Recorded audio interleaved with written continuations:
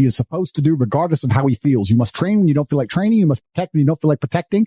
You must be a good man. And when you're actually a truly good man and a high value man, this is something I absolutely realized in jail. What did I say to you? I think we were in jail about 2 months.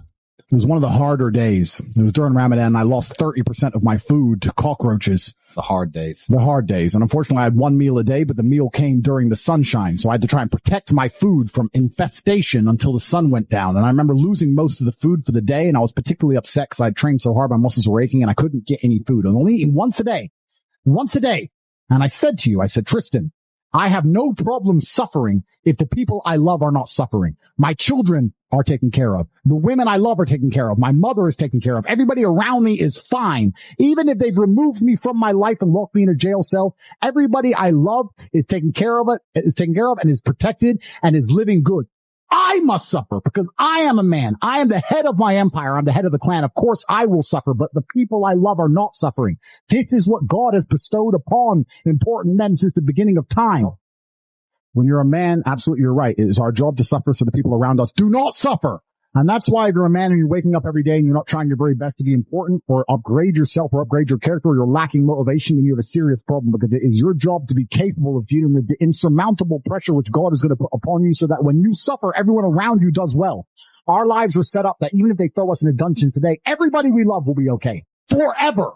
And that is what's most important. That's the most important thing. That's success. And that was absolutely comforting. That was absolutely comforting in jail when we discussed that and we said, everyone we love is okay. You and I just have to make it through this. And that's absolutely not really comforting. And if you're a man sitting at home right now, you need to sit and say, okay, if they plucked me from my life, if they picked me up and threw me in a room and locked me in a jail cell. Which can happen. Which can happen to anybody, especially as they continue these matrix attacks on masculinity as a whole. Would your wife have a roof over her head? Would your children eat? Would your family be okay? Think about these things. This is what you're working for. You're not working to make money so you can buy a Lamborghini. You're working to make money and you're thinking outside of the box and you're becoming your best version of yourself so all the people around you will always be okay no matter what happens. It is your job as a man to suffer. And we did our job fantastically, absolutely not as we should. We always will. And we always will. And everybody around us was okay. And that is extremely comforting in times of hardship because we're built for suffering. We were absolutely not built for suffering. No matter how close I came to crying inside of that jail cell, I knew all the people around me were safe and all the people around me could eat. And that's all I cared about. I used my phone calls. When I would call other people and they were asking me how I was, I'd say, we don't want to talk about me. How are you? Are you okay? Are you okay with the media pressure? Are you okay? Are your bills paid? Do you have money? Can you eat? I'm in a jail cell in Romania making sure that everyone I love is okay. I don't need their support. I don't need them to sit and worry about me. I worry about them. I sat in a jail cell making sure I could fix the problems for the people I love outside in the free world from a dungeon. That is what a man does. And you must prepare and set up your life for that. You must be prepared to be plucked from life and understand that everybody around you who once relied on you will still be relying on you even when you sit in that jail cell. It's still up to you. You are still the man of the household. You are still the top G of your life. Only you. And if you don't pay the bills, who's going to do it? Your wife's just going to what? Go get a job, get like 5 jobs and raise your kids? How's she going to do that? You must be prepared for these things. That is what you're working for. So if you wake up every day as a man and you say, I don't have motivation to become strong. I don't want to work hard and get rich. I don't want to try and become financially free. What you're saying is that the second you disappear from your matrix controlled job, everyone who loves you and respected you and relied on you is going to starve. How can you live that way as a man? Absolutely not really unacceptable. Outstanding in the rain. And that actually comes on to another point that I want to mention about these other influencers and these other people out here who have influence, the ones which are controlled and taught by them and reported by the Matrix and pushed out there for everybody to listen to. What do any of them even teach?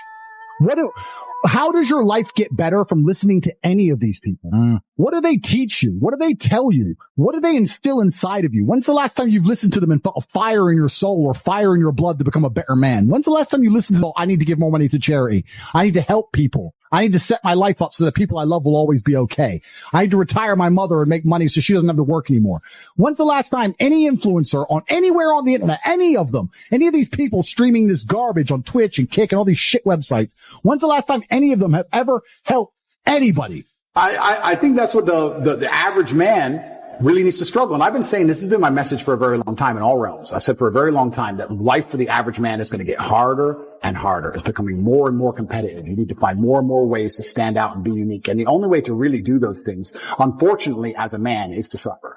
And that's one of the reasons I'm kind of glad that God put me in jail, because if you look at anything that builds a man into a man, there's a degree of suffering. It's very hard to become a man and have a man who's respected and has stories and is capable when he only had a nice life and nice experiences. It's usually the things that made you the best version of you are usually the worst things that happen. So the demons I carry from jail, the fact that I can't sleep, I've had girls say to me, you can't sleep, you need to see a psychiatrist. And I said, absolutely not. I would be furious if a psychiatrist walked in here and took my demons from me. I don't care if they could fix me with a click. They're mine. And they were bestowed to me by God. And they are mine to deal with, and they are mine to fix, because that's how I become a better version of me. I would be furious if someone took them away from me. I'm glad I can't sleep. Good, I can train endlessly. That's why I'm bigger than I've ever been. I'll train I'm not going to waste a minute. But all the demons that have been given to me by God and all the problems that have been given to me by God are mine to fix. I would never, ever allow anybody else to take them from me. I'd be furious. If a psychologist came in and said I could cure you, I'd say, no, thank you. I will cure myself. I don't care if it takes 10 years. I'll cure myself. That's my job. And I know that when that's done, I will be more mentally resilient than I ever would have been without jail. That's the whole point of it, right?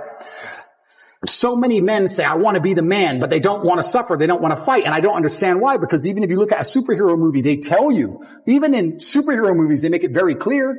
Batman's parents died. That's why he's Batman. All the bad things have to happen. There's no way to get there without the bad things. I get so many emails from people complaining about their bad things, and I don't have time to reply to any of them, but if I could, I'd say good. Good luck. Congratulations. Off you go. Of course she broke your heart. Of course you're sad. Of course you miss her. She's with me now. That's life. That's part of it. That's the only way you're going to get to that level of resilience. You can't become the man any other way. So yeah, I thank God for everything bad that's ever happened to me and all the demons, and I trust that he's not going to give me anything I cannot, in the end, decipher and deal with. In the end, I think it's a puzzle, and you decipher it, and you work out the best way to deal with it, and you internalize the good parts, and you become a better and stronger and more resilient person for it. Mm-hmm. So I have to thank God for every single one of them. If being average is not acceptable at all, it's not acceptable anymore. And it's not acceptable in the sexual marketplace, but it's also just not acceptable, I don't think, even in life anymore. Period. You have to diversify now so much to even protect yourself. The idea that you can just be a law-abiding citizen in a country and just work your job and be okay is gone. It's gone.